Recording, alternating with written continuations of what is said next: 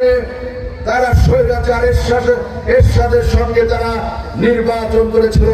যখন আমাদের দেশনেত্রী বেগম খালেদা জিয়া যখন স্বৈরাচার বিরোধী আন্দোলন করছিল, তখনই 1986 সালে আওয়ামী লীগের সঙ্গে তখন তারা নির্বাচনে অংশগ্রহণ করেছিল। তারপর 1996 সালেও তারা বেঈমানি করেছে। তারা বেঈমানি করে তারা বিএনপির সঙ্গে তারা জোট থেকে বেরিয়ে গিয়েছিল, কিন্তু তারা বেশি আসন পায় না। যখন বিএনপির সঙ্গে থাকে তখন তারা 17টি আসন পায়, আর যারা যখন এককভাবে নির্বাচন করে তখন তারা তিনটি আসন পায়। তাই আপনাদেরকে বলতে চাই, সেই নব্য ফাসিস্ট তারা ধর্মের বাক্স খুলছে, তারা ধর্মের বাক্স খুলে বেহেশতের টিকিট বিক্রি করছে। নেতৃবৃন্দকে অনুরোধ করব, দীর্ঘ 17 বছর এই এলাকার নেতা কর্মী যে নির্যাতিত হয়েছে, হামলার শিকার হয়েছে, জেল জুলুম কেটেছে, বাড়ি ঘরে থাকতে পারে নাই, দোকানদার ভাইরা দোকান করতে পারে নাই, তারা আড়া জঙ্গলে থেকেছে। তাদেরকে আমরা অনুরোধ করব, দীর্ঘ 17 বছর যে ফাসিস্ট আমাদেরকে নির্যাতিত করেছে, যাতে নব্য ফাসিস্টের যাতে জন্ম না হয়, এটাই আপনাদের কাছে অনুরোধ। আর অনুরোধ করবো মা বোনদের কাছে অনুরোধ করবো, তারা যেন আমাদের দেশনেত্রী বেগম খালেদা জিয়ার সালাম পৌঁছে দেয়। কারণ আমাদের দেশনেত্রী বেগম খালেদা জিয়াকে আমাদের মা বোনেরা অত্যন্ত ভালোবাসে। তার জন্য তারা দোয়া করে, তার জন্য তারা নামাজ পড়ে, তার জন্য তারা রোজা রাখে।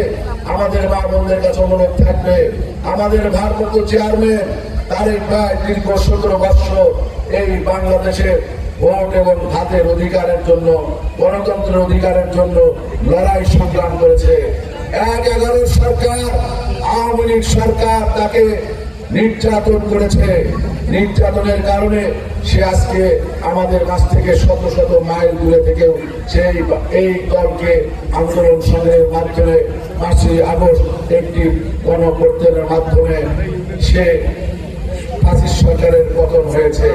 আমাদের ভারপ্রাপ্ত চেয়ারম্যানের এই এলাকার অনেক উন্নয়নের ছোঁয়া আছে। 17 বছর আওয়ামী লীগ কোন উন্নয়ন করে না। এখানে অনেক বড় বড় নেতা ছিল, আমি তাদের নাম বলতে চাই না।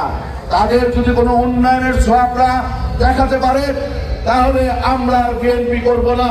এখানে আমাদের দেশনেত্রী বেগম খালেদা জিয়া যখন 91 সালে প্রধানমন্ত্রী হয়েছিল তখন এই এলাকায় উন্নয়ন করেছিল। এই এলাকার সবচেয়ে বড় সমস্যা ছিল আপনাদের নাওরমালা ব্রিজ। সেই ব্রিজ আমাদের দেশনেত্রী বেগম খালেদা জিয়া করে দিয়েছে, আমাদের ভারপ্রাপ্ত চেয়ারম্যান তারেক ভাই করে দিয়েছে।